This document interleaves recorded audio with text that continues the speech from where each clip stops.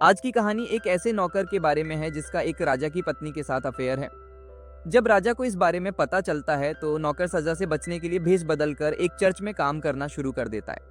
लेकिन उसे इस बात का कोई अंदाजा नहीं है कि ऊपर से पवित्र और धार्मिक दिखने वाली नन अजीब इच्छाओं से भरी मुश्किल जिंदगी जीती है। जैसे ही वह इस माहौल में आता है, अचानक होने वाली घटनाओं की एक सीरीज सामने आती है जो उसकी और सभी ननों की जिंदगी को पूरी तरह से बदल देती है। कहानी की शुरुआत में हमें फर्नांडा नाम की एक नन से मिलवाया जाता है जो अपने गधे को रास्ता दिखाते हुए घने जंगल से होते हुए चर्च की ओर जाती हुई दिखाई देती है। चर्च पहुंचने पर एक और नन, सिस्टर जेनेव, उसका सामना करती है और पूछती है कि वह कल रात कहाँ थी। फर्नांडा आराम से जवाब देती है, हमेशा की तरह मेरा गधा भाग गया था और मैं उसे ढूंढने गई थी।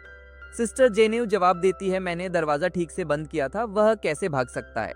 जब वे बहस कर रहे होते हैं तो लुरको वहां से गुजरता है और उन्हें प्यार से गुड मॉर्निंग कहता है। जवाब देने के बजाय वे उसे बुरी तरह डांटते हैं और बदतमीजी से निकाल देते हैं।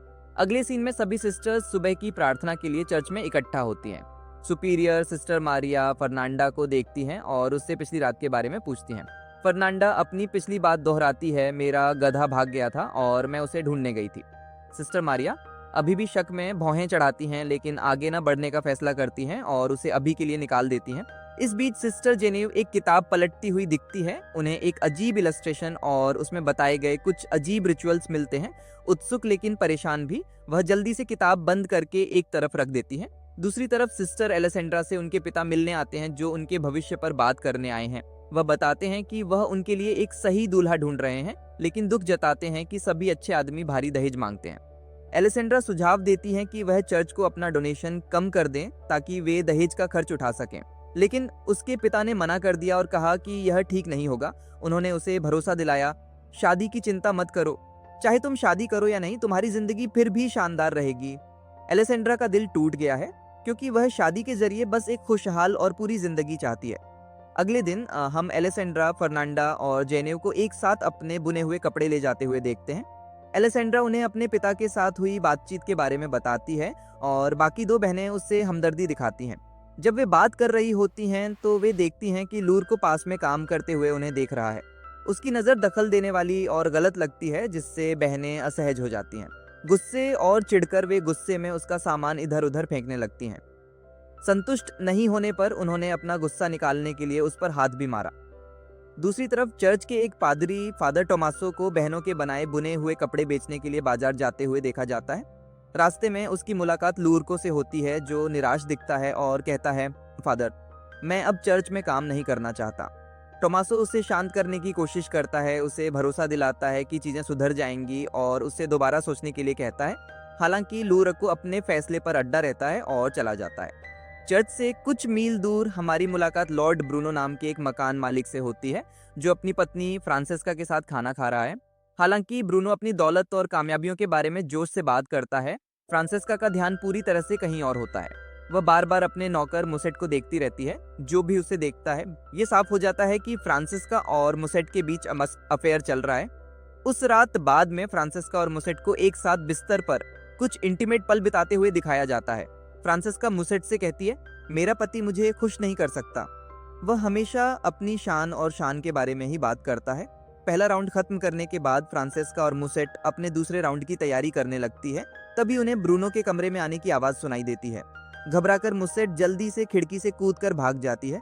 ब्रूनो उसे भागते हुए देखता है और तुरंत उसे ढूंढने के लिए नौकर के क्वार्टर में खोजना शुरू कर देता है। हालांकि म्यूसेट पहले अपने क्वार्टर में पहुंचता है और सोने का नाटक करता है। ब्रूनो अपराधी का पता लगाने के लिए हर नौकर को देखता है कि किसकी धड़कन तेज है। जब वह म्यूसेट के पास पहुंचता है तो उसका शक बढ़ जाता है, लेकिन अंधेरे की वजह से वह उसे ठीक से पहचान नहीं पाता। ये पक्का करने के लिए कि उसे कोई सुराग मिले, ब्रूनो म्यूसेट के बालों का एक छोटा सा गुच्छा काट देता है।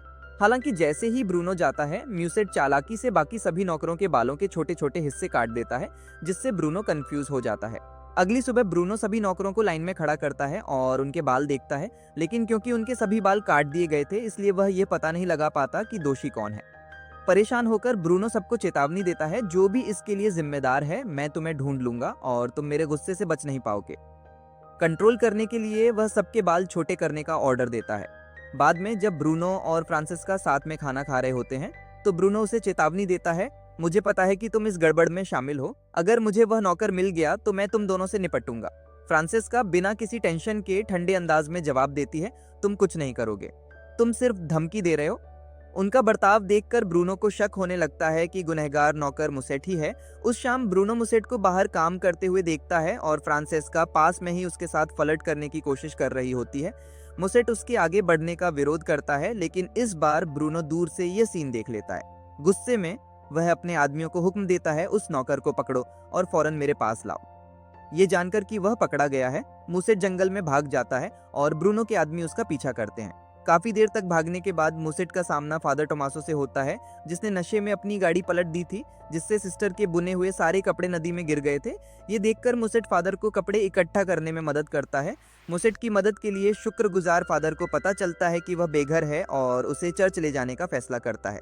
चर्च में फादर मुसेट को खाना खिलाते हैं और उसे पनाह देते हैं। उसे सलाह देते हैं, तुम्हें बहरे और गूंगे होने का नाटक करना होगा, वरना यहाँ की सिस्टर तुम्हें चैन से नहीं रहने देंगी। अगली सुबह फादर मुसेट को सिस्टर मारिया से मिलवाते हैं और कहते हैं, मैं एक आदमी को लाया हूँ जो हर तरह के काम में माहिर है, लेकिन बहरा और गूंगा है। वह माली के तौर पर लुर्को की जगह ले सकता है। मारिया मान जाती है और मुसेट को काम पर रख लेती है। इस बात से अनजान बहनें एलेसेंड्रा और फर्नांडा मुसेट को बगीचे में काम करते हुए देखती हैं और सोचती हैं कि वह कोई घुसपैठियां है। फर्नांडा एक कुल्हाड़ी पकड़ती है और उसकी ओर दौड़ती है और पूछती है, तुम कौन हो, बोलो वरना मैं तुम्हें मार डालूंगी। इससे पहले कि वह हमला कर पाती, एलेसेंड्रा बीच में आ जाती है और सिस्टर मारिया आकर सफाई देती है, ये हमारा नया माली मुसेट है, वह बहरा और गूंगा है, इसलिए जवाब नहीं दे सकता।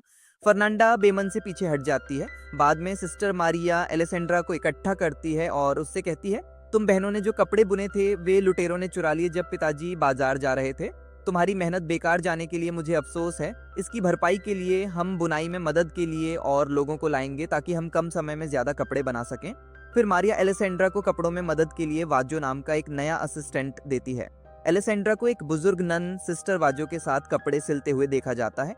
काम करते समय वह गलती से सिलाई मशीन का फ्रेम तोड़ देती है। परेशान होकर वह मशीन ठीक करवाने के लिए मुसेट के पास जाती है, लेकिन सिस्टर जेनेव देख लेती है कि एलेसेंड्रा चुपके से जा रही है और चुपके से उसका पीछा करने लगती है। एलेसेंड्रा मुसेट को टूटा हुआ फ्रेम देती है और उसे ठीक करने के लिए कहती है। जब मुसेट काम पर जाता है तो एलेसेंड्रा अपना गुस्सा निकालने लगती है। कहती है, मैं इस जगह पर नहीं रहना चाहती, मुझे सिलाई से नफरत है, मैं बस यहाँ से जाना चाहती हूँ और आज़ादी से अपनी ज़िंदगी जीना चाहती हूँ। मुसेट चुप रहती है। जैसा कहा गया है वैसा ही बहरा और गूंगा बनने की कोशिश करती है, जो एलेसेंड्रा जानती है। अपनी बात कहने में सुरक्षित महसूस करते हुए वह बिना कुछ सोचे समझे अपनी बातें कहती रहती है। उस रात फादर टोमासो मुसेट से उसके क्वार्टर में मिलने आते हैं। पूछते हैं, तुम्हारा दिन कैसा रहा? ये सिस्टर झगड़ालू हो सकती हैं और काम को मुश्किल बना सकती हैं। मुसेट जवाब देती है, हाँ कुछ परेशान करने वाली होती है, लेकिन मैं अपना काम कर लूंगी। पिता ने उसे भरोसा दिलाया, चिंता मत करो, वे तुम्हें कोई नुकसान नहीं पहुंचाएंगे। बस जैसा तय हुआ था बहरे और गूंगे रहो और अगर कुछ अजीब हो तो मुझे बताना। इस बीच फर्नांडा अपने कमरे में पड़ रही होती है। तभी एक पत्थर उसकी खिड़की से टकराता है। खिड़की खोलने पर वह अपनी बचपन की दोस्त मार्टा को बाहर इंतजार करते हुए पाती है। उत्साहित होकर फर्नांडा मार्टा को चुपके से चर्च में ले जाती है और वे एलेसेंड्रा के कमरे में जाते हैं। तीनों मिलकर वाइन पीने और मजे करने लगते हैं। थोड़ी देर बाद सिस्टर जेनेव उनके साथ आ जाती है और ग्रुप में मस्ती होने लगती है। वे हंसने लगते हैं और कहानियां शेयर करने लगते हैं। बातचीत के दौरान मार्टा रोमांटिक मुलाकातों के बारे में बात करना शुरू करती है और दावा करती है कि एक खास जड़ी बूटी है जो सही तरीके से इस्तेमाल करने पर लड़कों को अट्रैक्ट कर सकती है। दिलचस्पी से बाकी लोग भी उत्सुकता से सुनते हैं और साथ में हंसते हैं। अगले दिन एलेसेंड्रा मार्टा की रोमांटिक बातों से प्रभावित होकर अपने विचारों पर काम करना शुरू कर देती है। जब मुसेट काम में बिजी होता है तो वह अपना बनाया हुआ रूमाल लेकर उसके पास जाती है। वह कहती है, लो मैंने यह तुम्हारे लिए बनाया है, और इससे उसके माथे से पसीना पहुंचती है। फिर वह उसके पास बैठ जाती है, हल्की फुल्की बातें करती है। अचानक खुद को रोक नहीं पाती और उसे किस कर लेती है। म्यूसेट अपनी सावधानी के बावजूद मान जाता है और वे एक करीबी पल बिताते हैं। हालांकि चर्च की घंटी बजती है जिससे वे दोनों चौंक जाते हैं। एलेसेंड्रा जल्दी से खुद को संभालती है और प्रार्थना में शामिल होने के लिए भाग जाती है। प्रार्थना करते समय फर्नांडा एलेसेंड्रा के स्कार्फ पर मिट्टी के दाग और उसके नाखूनों के नीचे गंदगी देखती है, जिससे उसे शक होता है। बाद में जब जेनेव और फर्नांडा कपड़े धो रहे होते हैं तो एलेसेंड्रा, जो बहुत खुश दिख रही है, उनके साथ शामिल हो जाती है। फर्नांडा पूछती है, तुम इतने खुश क्यों हो और तुम्हारे कपड़े इतने गंदे कैसे हो गए? एलेसेंड्रा मजाक में जवाब देती है, मैं म्यूजेट के साथ काम कर रही थी इसीलिए। जेनेव और फर्नांडा दोनों एक दूसरे को शक भरी नजरों से देखते हैं क्योंकि एलेसेंड्रा बहुत कम काम करती है, लेकिन फर्नांडा चुपचाप समझने लगती है कि क्या हुआ होगा। उस शाम फर्नांडा और मार्टा जंगल में चुपके से उस जड़ी बूटी को ढूंढते हैं जिसका जिक्र मार्टा ने किया था। आखिरकार उन्हें वह मिल जाती है और वे उसे उबालकर एक अजीब सा लिक्विड तैयार करते हैं। मार्टा फर्नांडा की आंखों में 2 बूंदें डालती हैं, फिर अपनी उंगली काट लेती है और अपने खून से फर्नांडा के गालों पर निशान बनाती है। उन्हें पता नहीं होता कि सिस्टर जेनेव चुपके से सब कुछ देख रही है। इसके बाद फर्नांडा और मार्टा म्यूसेट के कमरे में जाती हैं। फर्नांडा चाकू दिखाकर उसे चौंका देती है, उसे डराने और पटाने की कोशिश करती है। म्यूसेट कंफ्यूज हो जाता है लेकिन आखिरकार उनके आगे झुक जाता है। वे तीनों एक करीबी मुलाकात में शामिल हो जाते हैं, अपनी जंगली इच्छाओं के आगे झुक जाते हैं। काम खत्म होने के बाद फर्नांडा और मार्टा कमरे से निकल जाती हैं, ऐसे बर्ताव करती हैं जैसे कुछ हुआ ही ना हो। बाहर वे सिस्टर जेनेव से टकराती हैं, जो उनसे पूछती हैं, तुम दोनों वहां क्या कर रही थी? मार्टा उसे ये बहाना बनाकर टाल देती है कि हम बस कुछ चेक कर रहे थे और चली जाती है। हालांकि जेनेव को और भी शक होता है, उसे लगता है कि वे कुछ छिपा रही हैं। अगली सुबह हेड फादर बिशप एक जरूरी विजिट के लिए चर्च आते हैं। फादर टोमासो और सिस्टर मारिया उनका गर्मजोशी से स्वागत करते हैं। इस बीच मुसेट चुपके से एलेसेंड्रा के कमरे में घुस जाता है और दोनों एक बार फिर अपने सीक्रेट रिश्ते में शामिल होने लगते हैं। हालांकि जब सिस्टर वाजो अचानक कमरे में आती हैं तो वे चौंक जाते हैं। पहले तो वे उसे नोटिस नहीं करते, लेकिन आखिरकार मुसेट उसे देख लेता है और गलती से बोल देता है, जिससे एलेसेंड्रा चौंक जाती है। जल्दी से वे खुद को संभालते हैं। एलेसेंड्रा वाजो की मदद करने का नाटक करती है, जबकि मुसेट बिस्तर के नीचे छिप जाता है। खुशकिस्मती से सिस्टर वाजो, जिन्हें कम सुनाई देता है, उन्हें पता नहीं चलता कि क्या हो रहा है। मुसेट बिना कोई आवाज किए चुपचाप खिड़की से भाग जाता है। अगले दिन जेनेव मुसेट को आराम करते हुए देखती है और जलन में आकर उसे अट्रैक्ट करने के लिए एक हर्ब बनाना शुरू कर देती है। हालांकि इसे ठीक से इस्तेमाल करने के बजाय वह काढ़ा पी लेती है। इसके असर में वह अपना हाथ काट लेती है, अपने गालों पर खून लगा लेती है और सीधे मुसेट के कमरे में चली जाती है। वहां एलेसेंड्रा मुसेट से पूछती है, तुमने बहरे और गूंगे होने का झूठ क्यों बोला? जेनेव की आवाज सुनकर एलेसेंड्रा एक कोने में छिप जाती है, जबकि मुसेट सोने का नाटक करता है। जड़ी बूटी के असर से परेशान जेनेव मुसेट के पास जाती है, अजीब तरह से बर्ताव करती है, लेकिन जैसे ही फर्नांडा के कदमों की आहट सुनाई देती है, जेनेव जल्दी से उसी कोने में छिप जाती है जहां एलेसेंड्रा है। दोनों एक दूसरे को देखकर चौंक जाती हैं। फर्नांडा एक चाकू पकड़े हुए कमरे में आती है और मुसेट के हाथ बांध देती है और उसकी आंखों पर पट्टी बांध देती है। तुम मेरे साथ आ रहे हो, वह धमकी भरे अंदाज में कहती है और उसे घसीटकर जंगल की ओर ले जाती है। एलेसेंड्रा और जेनेव चुपके से उनका पीछा करती हैं, परछाई में छिपकर। जब तक वे जंगल पहुंचते हैं, रात हो जाती है। खुले मैदान में आग जल रही है, जिसके चारों ओर बिना कपड़ों के नाच रही लड़कियों का एक ग्रुप है। मुसेट पास में बंधा हुआ है, डर से कांप रहा है। एलेसेंड्रा फुसफुसाती है, ये क्या है? जिस पर जेनेव जवाब देता है, मैंने एक बार इस तरह के रिचुअल्स के बारे में पढ़ा था।